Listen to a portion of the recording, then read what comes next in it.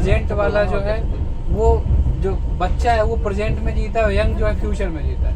अब किसी के एज 80 साल है, वो अकेले रहता है, वो अपने पास्ट में उसके चला करता है सिनेमा वो उसमें वो अकेला नहीं है, उसके साथ इतनी यादें हैं, वही चलती रहती है। उसको दूसरे आ जाते हैं ना हेल्प करने को, उन्होंने ऐसा बनाया है उसके। हाँ, मतलब हर रोज उसके पास आते आके उसको पूछताछ कर, उसकी ऐसी चर्चा करते हैं, आध्यात्म की चर्चा करते हैं। मतलब माता को बहुत मानती है और मतलब उसके घर में रूल है कि घर में आने के बाद पैर धो, कि तुम भगवान के पास 5-10 मिनट मतलब मेडिटेशन करो, फिर उससे बात करने को।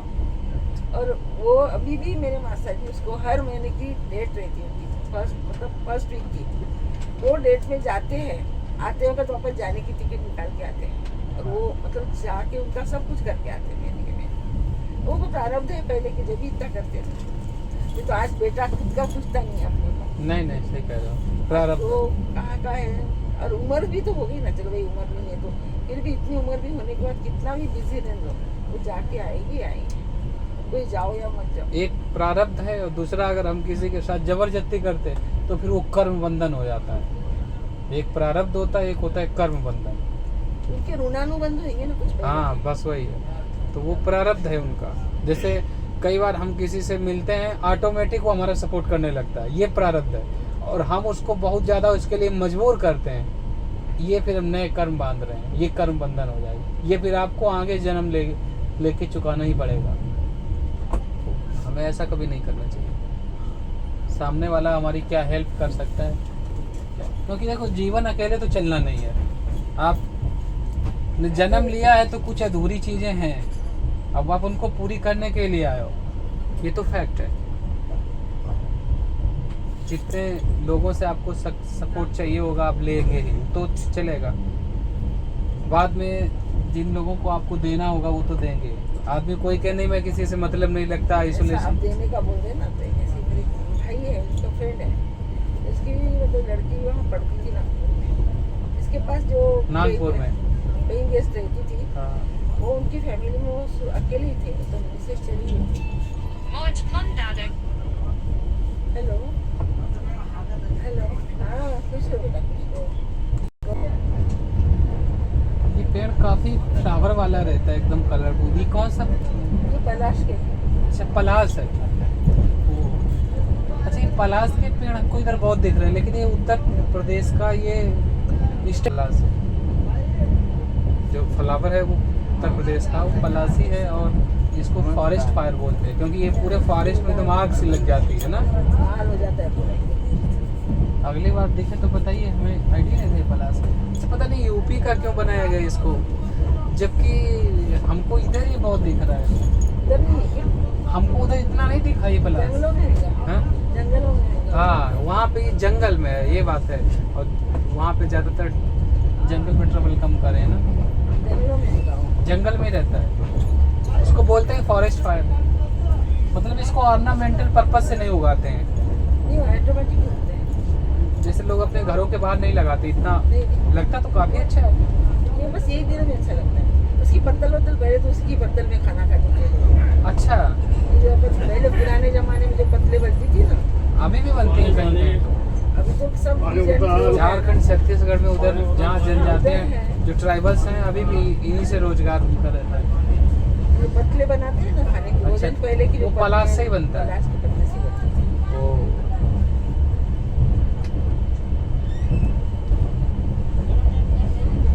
नेचर सब छोड़ दिए ना। नेचर जैसा पहले केले के पत्ते में खाते थे, तो उसके जो मेडिसिन जो औषधीय गुण थे वो पत्ते के साथ अपने अंदर आते थे। बिल्कुल सही कहा। क्या बोलते थे, पलाश के पत्ते का है पत्तल थी, तो बाहर के जाते थे खाने को, तो पलाश के पत्ते लेके आ जाते थे और काड़ियों से बना के पत्तल बना के बैठ जाते थे। पत्तल के गुण मिनरल अपने अंदर आते थे। पहले तांबे पित्तल में खाते थे, अब प्लास्टिक के गुण आ रहे हैं सारे।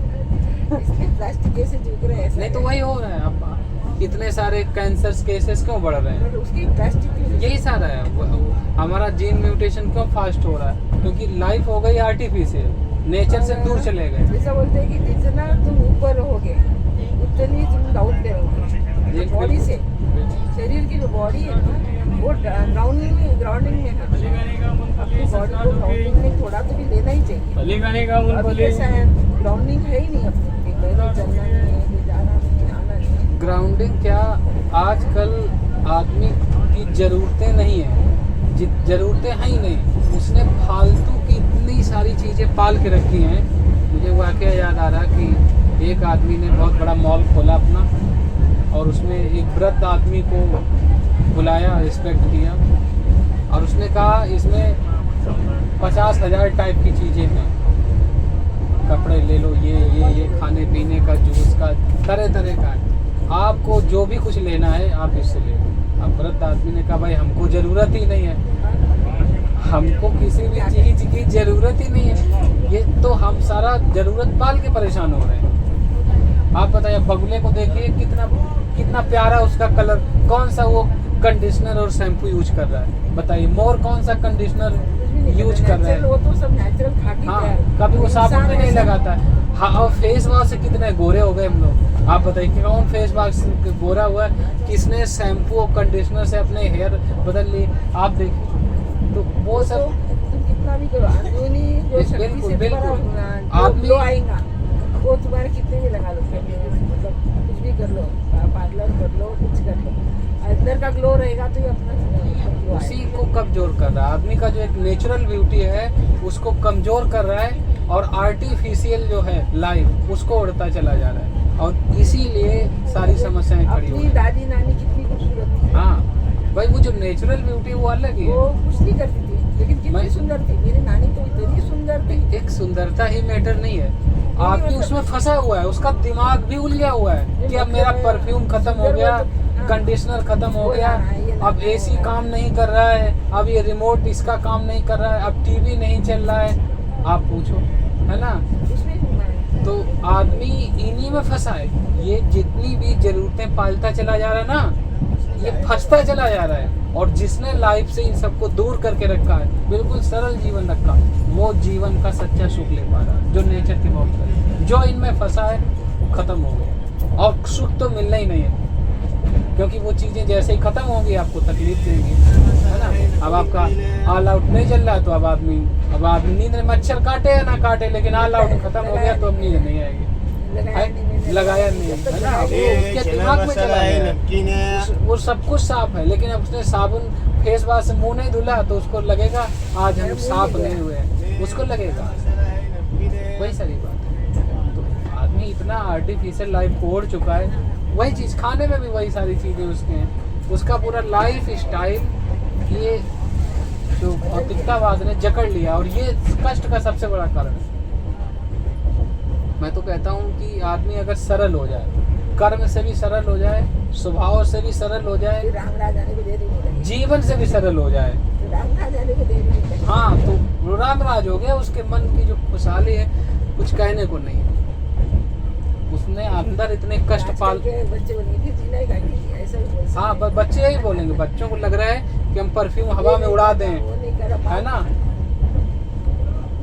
वो नहीं करना, ऐसा नहीं रहना, वैसा नहीं रहना, तो अब मैं जॉब करता, मैं बताऊं, मैं डेली वॉक करता 4 किलोमीटर 5 किलोमीटर में डेली, केवल मैं टहलने की वजह से हम बाइक नहीं लेता। अच्छा, मैं बाइक ले सकता, कोई ऐसा दिक्कत नहीं, सिर्फ इसलिए कि हम थोड़ा सा चलेंगे फिरेंगे, एक फिजिकल एक्टिविटी होगी, है ना। थोड़ा सा जब चलेंगे, अब बाइक से ऐसे करके 5 मिनट में हम घर आ गए, तो हम जब पैदल चलेंगे थोड़ा सा प्रकृति को भी देखेंगे, पेड़ पौधों को भी देखेंगे, है ना, थोड़ा इंटरटेन करेंगे। हम 5 मिनट आके फिर रूम पे क्या करेंगे, है ना, फिर वो चीज़ें बड़ी एक आर्टिफिशियल तरीके से हो जाएंगी। तो वो चीज़ मेरे दिमाग में, इस वजह से मैं अपनी लाइफ को बिल्कुल सरल से सरल बना के रखता हूँ। अब वो चीज़ हमें बहुत अच्छी लगती है।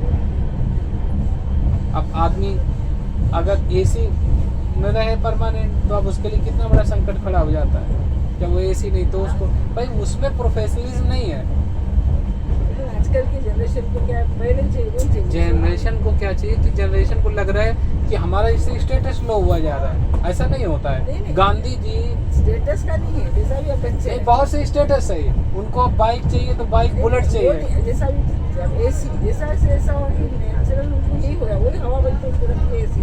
हमारे छोटे छोटे बच्चे हो, मेरी पोती 10 साल की है, पहले रूम में आएंगे पहले एसी चालू करेंगे। हाँ मैं गुस्सा करती हूँ, बोले मेरे को तो गर्मी हो रही, मेरे को तो गर्मी हो रही, काय की गर्मी हो रही तेरे को, थोड़ा सहन करने की आदत रखो ना। नहीं लेकिन आएंगे तो पहले दोनों आएंगे, पहले एसी में पहले हाथ लगाएंगे, हाँ। फिर बाद में। यही चल रहा है आजकल की जो युवा जनरेशन है ना, ये समझ में नहीं आ रहा है ये किधर जा रहा है। और सबसे बड़ा रहा बच्चा काम मोबाइल ने पूरा कर दिया है। मतलब कहावत है कि जो जिसका कोई नहीं होता उसका मोबाइल होता है, और जिसका मोबाइल होता है वो फिर किसी का नहीं होता है। अब पति पत्नी आपस में रहते हैं साथ में, आदमी आया शाम को ऑफिस से, अब अपने मोबाइल में लगा है, अब वो ऐसे ऐसे ऐसे करके कर रहा है। अब वाइफ उसकी बोर हो रही है, अब भाई समय चाहिए ना। अपने इसमें बैठे हैं। हाँ वो उसको अब फिर कुछ समय बाद क्या होगा कि जब उसको भाई विकल्प नहीं मिलेगा तो फिर वो भी अपना मोबाइल कहेगी हमको भी खरीदो। वो अपने में बच्चे अपने में, अपने जीवन किस दिशा में जा रहा है, सोचने वाली बात है कि नहीं है। हाँ आगे आने वाले समय में ऐसा होगा कि जैसे योग गुरु बाबा रामदेव खड़े हो गए ना, जब इंडियंस लोगों के पेट बढ़ने शुरू हो गए ना, ऐसे ही इसको वर्णन करने के लिए कोई ना कोई खड़ा होगा। ये चीज़ इतनी ज़्यादा प्रायोरिटी में आ जाएगी, इस पर एक रिवोल्यूशनरी चेंज की जरूरत पड़ेगी। पूरा इसके ऊपर ही हो गया है, पूरे काम ही इसके ऊपर हो गया। नहीं वो तो गया है, इसके बगैर मतलब कैसे हो ही नहीं सकता ऐसे। हाँ नहीं डिपेंडेंसी है मैं मानता हूँ, लेकिन उसके अतिरिक्त कभी भी आप वॉक करने जाइए, इसको 1 घंटे 2 घंटे के लिए रख के जाइए, देखो कितना सुकून मिलता है, दिमाग कितना शांत रहता है। हम सोते हैं और सो नहीं पाते, लगता किसी फोन तो नहीं आ रहा, कई बार दिमाग में रिंग बजने लगती, अरे हमारा फोन तो नहीं बज रहा है, कुछ फोन, तो आदमी एकाग्र हो ही नहीं पा रहा है इसकी वजह से। अब इस सबसे बड़ा वो खाना भी खाएंगे ना तो भी मोबाइल से। हाँ बिल्कुल, वो क्या देख रहे हैं क्या खा रहे हैं पता नहीं उनको उसका टेस्ट ही नहीं समझ में आ रहा।